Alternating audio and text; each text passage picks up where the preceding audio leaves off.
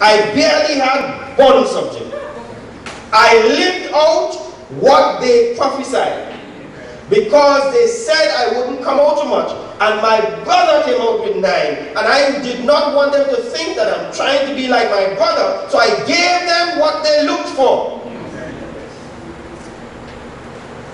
Now I was thinking I was doing them. But I wasn't doing them. I was doing myself. I had some issues with me. I had some issues with who I am and how I relate to myself. It is until people get comfortable with who they are that they could really live. Yeah. Otherwise, you are going to be one miserable wet fall. So, now I have 4 children. One of my children came out darker than all the other children. I am dark. He's darker. But this is what my son, who is lighter color than he is, told him. They were small. They said, he came to me crying and said what his brother told him. His brother told him, "You so black that if they shoot you, the bullet will come back and say, we can't find you." I'm telling you. Anything blacker than that, I don't know what it is. So he was all upset. And he's always had that as an issue. I said, come son. I want you to go back and tell your brother that he is so broad that if somebody shoot him, the bullet is not coming back. Do you understand me? So he will live, but his brother will die. It's better be black and get a bullet to turn back than to be brown and bullet shoot you. So we have all these issues coming up with children, and we come up in relationships and in homes with all of these issues coming up, and we ignore it. We ignore it so much that I thought my family was doing all right. I really feel that I try to love all my children equally and so on, and I was teaching this lesson sometime, and my wife decided, why don't I go home and ask my children whether any of them think they're the black sheep of the family, whether any of them think that there is an unfair relationship that exists. In fact, a number of members of the church went home and started chatting with their children, and I was really surprised when I thought I was doing such a great job, but my children felt that I was not equal in the way I operated. That really took me by surprise. They felt that I had a leaning towards one and did not lean the same way towards another. And they identified which one. So there is a whole effort that we are making now to show equality. Now, my children are not here, so let me tell you this thing that I feel is a fact. Once you have children, there is going to be somehow or the other one that your eye tell. There is going to be a child that you like because that child is compliant. That child is different. It's not that you hate the rest, but there is this child that means something to you. Sometimes it's the first child because it's the first time you had a child. So that child means something to you. But not that you hate the rest. But the children pick up on it. They're very smart. They pick up on the fact that you seem to fall for one child more than the rest. I remember calling together a group of men who are now married in the church. They are all members of the church, but I realized a relationship issue was going down, and so I called them and I invited them home, and I said, I've been noticing some things in the church, and I just thought I would get into your private business And that's really what is going on. And this is the story. They all grew up. 4 of them. Well, more than that, but it's the 4 that I call. But one of the boys who's sitting in that meeting, who's now married, all of them married, and big as they are, there are some issues going on between them as brothers. That one of them, the father only favored.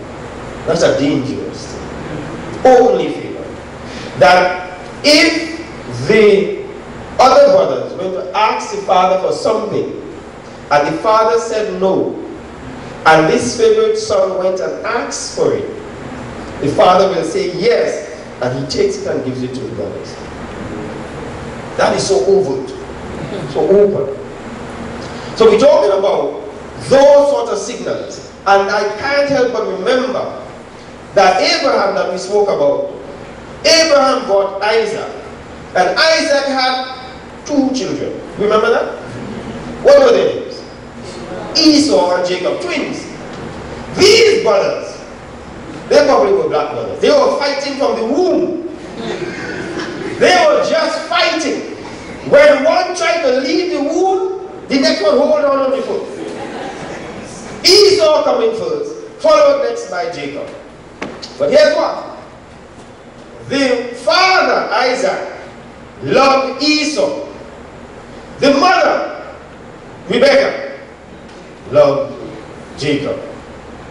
Trust me, never, ever let that happen in your family. It happens mostly in relationships where there are stepchildren. This is the children for the father. This is the children for the mother. So father only taking care of his children. So his children, he is going to allow to get away with things, but he's vexed with the indiscipline of the wife's children. The wife has problem with his children. So there's favoritism. He likes his, she likes hers. That is setting the platform for chaos in any family. And Jacob and Esau experienced that in their relationship. There was a lot of issues that were going down because of that love-hate relationship. And so let's talk about that. Number 1, anytime that you have a situation where you're having one loving the other more than the next, you're going to have the children at war with each other. It's not a good thing. I want to tell you something. I went home by someone. There is a stepchild, and the other children are born for both of them. But one of them is a stepchild. Every time they are going out, the stepchild stays home. Pictures on the wall had mother, father, children of the union, not that stepson. Do you understand the kind of psychological issue where this boy feels as though he belongs nowhere?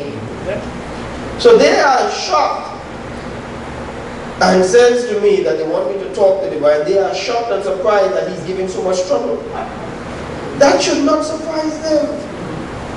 Because the poor boy, what kind of girl is he going to marry? What kind of husband will he make for somebody? Let me tell you, when you're getting into a relationship, find out the history, the pedigree of the people that you are falling in love with. Because when you fall in love with that person, you take with you everything from that person's history and the relationship with their parents. And in some cases, the auntie, the uncle, grandparents. So this is why it is important to be able to understand that.